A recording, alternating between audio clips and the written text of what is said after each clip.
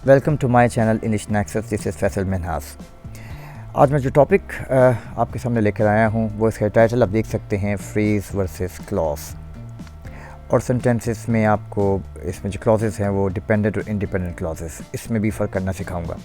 ये वो टॉपिक है जो अपने टीचिंग करियर में देखा है कि बहुत सारे स्टूडेंट्स को फ्रेज़ और क्लॉज का सही कंसेप्ट समझ में नहीं आता। किसी हद तक उन्हें क्लियर होता है, लेकिन फिर भी वो बहुत सारी जो MCQs हैं उसमें कंफ्यूज हो जाते हैं। बहुत सारे क्वेश्चन हैं उनमें फ्रेज़ और क्लॉज में फ़र्क नहीं कर सकते, और MCQs में अक्सर जो है वो उसमें जो है आंसर वो ठीक नहीं करते। शायद उनको ठीक तरह आप ये कह लें कि सिखाया नहीं जाता। तो आज इस वीडियो में मैं पूरी कोशिश करूँगा कि आपको फ्रेज़ और क्लॉज में ठीक फ़र्क बताऊँ कि इसमें फ़र्क होता क्या है और डिपेंडेंट और इंडिपेंडेंट क्लॉजेस क्या होते हैं। और लेकिन इसके लिए शर्त यह है कि आपने वीडियो पूरी देखनी है ताकि आपको सही कंसेप्ट हो सके, क्योंकि आखिर में मैंने इसको समराइज़ करके जो है वो आपको बताना है। और so let's start with the phrase कि फ़्रेज़ क्या होता है। देखिए, फ्रेज़ को नॉर्मली कहा जाता है कि एक is a group of words that functions as a unit. Single unit के तौर पर ये सेंटेंस में काम करता है और it can not stand alone. एक कंप्लीट मीनिंग नहीं देता। It can not stand alone का मतलब ये होता है कि ये अकेले बजाते खुद कोई मुकम्मल मीनिंग नहीं देता, सेंटेंस का हिस्सा ज़रूर होता है। इसके मेन कैरेक्टरिस्टिक्स क्या होते हैं ये जानने बहुत ज़रूरी है कि इसमें याद रखें कि इसमें नो सब्जेक्ट वर्ब कम्बिनेशन, इसमें सब्जेक्ट वर्ब कम्बिनेशन नहीं होता। यानी कि दोनों में से एक तो हो सकता है, या तो सिर्फ वर्ब फ्रेज़ हो सकती है या नाउन फ्रेज़, दोनों में से, लेकिन दोनों इकट्ठे आपको इसमें नहीं मिलेंगे। फ्रेज़ में फिर सुन लें कि सब्जेक्ट वर्ब कम्बिनेशन नहीं होता। और मैं पहले बता चुका हूँ कि it can not stand alone, ये इसकी सेकंड इसकी कैरेक्टरिस्टिक्स है। और थर्ड जो है ये फंक्शन एज अ यूनिट, यानी कि एज अ यूनिट के तौर पर काम करता है। ग्रुप ऑफ वर्ड्स होते हैं, ज़रूर हैं, लेकिन they are without subject and verb together.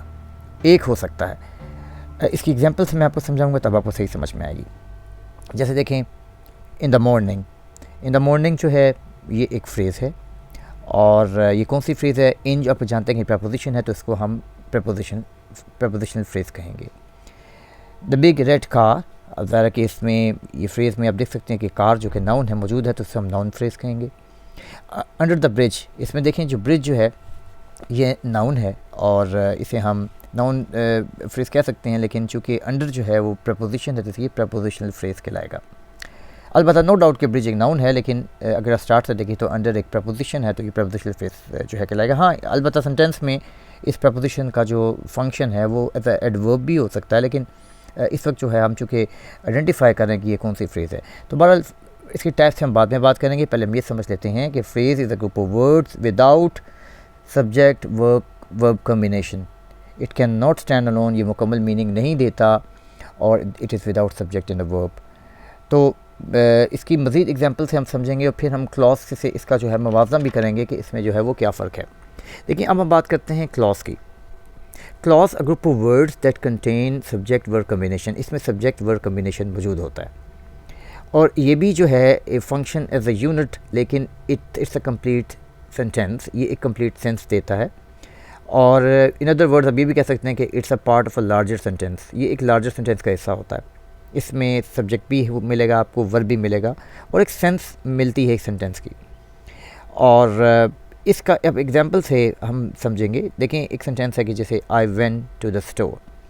अब ये एक क्लॉज है क्योंकि इसमें देखिए इसमें सब्जेक्ट आई मौजूद है, वेंट वर्ब भी मौजूद है, और फिर अलबत्ता टू द स्टोर जो है ये इसमें फ्रेज़ है। यानी कि इसको हम से इस तरह अलग करेंगे कि आई वेंट ये तो हो गया क्लॉज, और टू द स्टोर ये जो है ये एक फ्रेज़ है जिसे हम प्रपोजिशनल फ्रेज़ कहते हैं क्योंकि टू जो है इसमें प्रपोजिशन है, ये एक प्रपोजिशनल जो है फ्रेज़ है। इस तरीके से हम इसको अलग करेंगे। इस तरह बहुत सारे मज़ीद सेंटेंसेस से हम समझने की कोशिश करते हैं। जैसे he was waiting for me in the ground, वो ग्राउंड में मेरा इंतज़ार कर रहा था। He was waiting for me, ये एक क्लॉज है क्योंकि इसमें आप पूरा सेंटेंस देखें कि ही वॉज वेटिंग, इसमें आपको सब्जेक्ट भी मिलेगा और वर्ब भी मौजूद है। और इन द ग्राउंड, ग्राउंड में, अब इन द ग्राउंड जो है वो इसमें प्रपोजिशनल फ्रेज़ है, क्योंकि अगर आप इसको अलग करके देखें तो ये अलग मुकम्मल स्टैंड नहीं करती कुछ भी, तो और ये मुकम्मल मीनिंग भी नहीं देती। अलबत्ता सेंटेंस के साथ, क्लॉज के साथ मिलकर ये एक सेंटेंस ज़रूर बनाती है।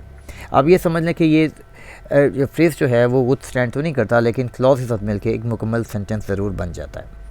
और जब क्लॉज जो है वो एक मुकम्मल सेंटेंस है, it gives a complete sense. हाँ, इट मे बी शॉर्ट। जैसे मैं आपको एग्जांपल देता हूँ, अगर मैं कहता हूँ कि ही वेंट, क्या ये अक्सर स्टूडेंट इसमें कंफ्यूज होते हैं, वो कहते हैं यार ये तो बहुत शॉर्ट है, ये तो फ्रेज़ ही होगी। ऐसा नहीं है। देखिए, आई इसमें सब्जेक्ट भी है और वेंट इसमें वर्ब भी है। जिसमें सब्जेक्ट और वर्ब दोनों हो गए तो वो क्लॉज बन जाती है, वो फ्रेज़ नहीं होती। ये बात अपने ज़हन में रखनी है। और एक और भी कन्फ्यूजन है स्टूडेंट्स को, मैंने जब काफ़ी अर्सा पढ़ाया, मैं देखता हूँ कि वो जब किसी फ्रेज़ में वर्ब देख लेते हैं तो वो कन्फ्यूज़ होकर इसको क्लॉज करने लग पड़ते हैं कि भाई इसमें चूँकि वर्ब है। जैसे running quickly, to eat breakfast. अब देखिए, इस तरह के जो फ्रेजेस होते हैं इनमें वर्ब ज़रूर मौजूद होता है, लेकिन but they are without subject. तो ये भी जो हैं फ्रेजेस ही होते हैं, फ्रेज ही होते हैं। इसी तरीके से अक्सर औकात स्टूडेंट कंफ्यूज होते हैं कि वो फ्रेज़ में किसी नाउन को देख लेते हैं तो वो इसको क्लॉज बना लेते हैं। ऐसा नहीं है। देखें, उसमें सब्जेक्ट मिसिंग होगा। जैसे हम कहते हैं माई ब्रदर्स कार, अब इसमें जो है देखें ये एक नाउन फ्रेज़ है। और the book is on the shelf, अब इसमें अब नोट करें कि ये भी एक बुक है, शेल्फ है, ये नाउन है तो ये नाउन फ्रेज़ है। But it is not clause, क्योंकि इसमें सब्जेक्ट मौजूद नहीं है। तो सिर्फ नाउन या सिर्फ वर्ब होने से वो क्लॉज नहीं बन जाती, बल्कि दोनों का होना शर्त है। ये बात अपने ज़हन में रखनी है। ये the teacher with a kind smile, अब बाजार ये सेंटेंस जो है स्टूडेंट अक्सर कंफ्यूज होते हैं इसमें the teacher with a kind smile, तो एक जब इसको लॉन्ग सेंटेंस को देखते हैं तो उसको क्लॉज बना देते हैं। देखें, इसमें क्लॉज नहीं है, ये एक नाउन फ्रेज़ है। The teacher with a kind smile, इसमें अलग से सब्जेक्ट नहीं है, ये भी एक फ्रेज़ है। अलबत्ता इसे हम नाउन जो है वो फ्रेज़ कहेंगे क्योंकि इसमें नाउन है। इस तरीके से वर्ब जो है, वर्ब फ्रेज़ की और से भी एग्जांपल हम ले सकते हैं। स्पीकिंग लाउडली, ये भी फ्रेज़ है। Running quickly, dancing to the music, writing a letter, तो ये सारे जो हैं वो फ्रेजेस हैं because they are without subject. तो वर्ब फिर सुन लें कि वर्ब या नाउन ये फ्रेज में हो सकते हैं, लेकिन दोनों इनका कम्बिनेशन आपको नहीं मिलेगा, जबकि इसका कम्बिनेशन आपको हमेशा क्लॉज में मिलेगा। तो मैं समझता हूँ कि अब आपको इन दोनों के फ़र्क को समझने में मुश्किल नहीं होनी चाहिए। अब मैं आपको बताऊँगा कि इंडिपेंडेंट और डिपेंडेंट क्लॉज में क्या फ़र्क होता है। बहुत आसान है समझना, बिल्कुल मुश्किल नहीं है। मैं एक सेंटेंस लूँगा और फिर आपको उसको जो है उसको डिवाइड करके समझाऊँगा कि उनमें फ़र्क क्या होता है। मिसाल के तौर पर हम कहते हैं भाई कि he went to the market because he wanted to buy something. He went to the market, वो मार्केट गया because he wanted to buy something, क्योंकि वो कुछ ख़रीदना चाहता था। अब इस सेंटेंस को हम कैसे डिवाइड करते हैं? देखें, he went to the market और इसका एक हिस्सा है कि वो मार्केट गया। अगर आप इसको अलग से करके देखें तो ये एक ऐसी क्लॉज है जिसको दूसरे सेंटेंस के दूसरी क्लॉज की ज़रूरत नहीं है। ये खुद से एक कंप्लीट सेंस दे रहा है। It can stand alone, it gives you a complete sense. He went to the market, आप इसमें यकीनन ये तवक्का नहीं करेंगे कि इसके आगे कोई और सेंटेंस भी है। अलबत्ता अगर आप ये कहेंगे कि because he wanted to buy something, अगर आप इसको अलग से बोलेंगे तो ये खुद से स्टैंड नहीं कर सकता, ये डिपेंडेंट क्लॉज है। क्यों?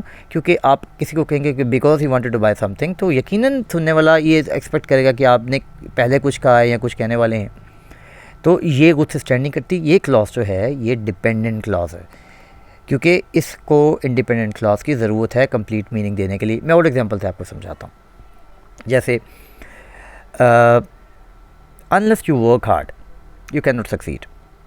अब इसमें जो पहली क्लॉज देखेंगे, अनलेस यू वर्क हार्ड, इसका क्या मतलब होता है कि जब तक तुम मेहनत नहीं करोगे। अगर मैं ये सेंटेंस कह के खामोश हो जाऊँ, अनलेस यू वर्क हार्ड, तो आप मुझसे तवक्को करेंगे कि सर मज़ीद कुछ कहने वाले हैं।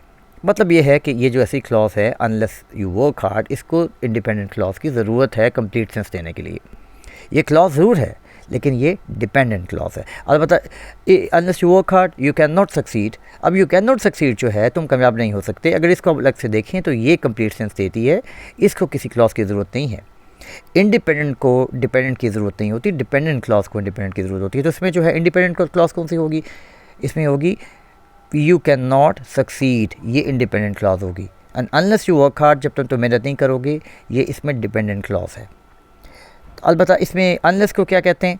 ये एक कंजंक्शन है, और कंजंक्शन जो है ये इसे हम कहते हैं सबऑर्डिनेटिंग कंजंक्शन। इसकी मैं डिटेल में बाद में वीडियो बताऊंगा आपको कि कोऑर्डिनेटिंग कंजंक्शन और सबऑर्डिनेटिंग कंजंक्शन में फ़र्क क्या होता है। तो बहरहाल इस वीडियो में हमने क्या देखा, क्या समझा? हमने सबसे पहले फ्रेज़ और क्लॉज में फ़र्क को सीखा, जिसमें हमने बताया कि फ्रेज़ जो है is a group of words, works as a unit in a sentence, it cannot stand alone, it does not give a complete meaning, it is without subject verb combination.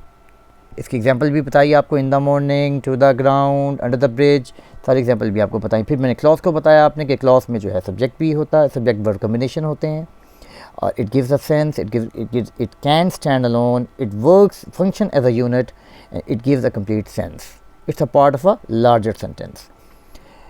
तो क्लॉजेस की example भी मैंने आपको बताई, और फिर जो है फिर मैंने आपको बताया कि क्लॉज में इंडिपेंडेंट और डिपेंडेंट में फ़र्क क्या होता है। मैं समझता हूँ कि मैंने एग्जांपल के ज़रिए और बहुत सारी जो है शॉर्ट और बिग एग्जांपल के ज़रिए आपको समझाने की कोशिश की है।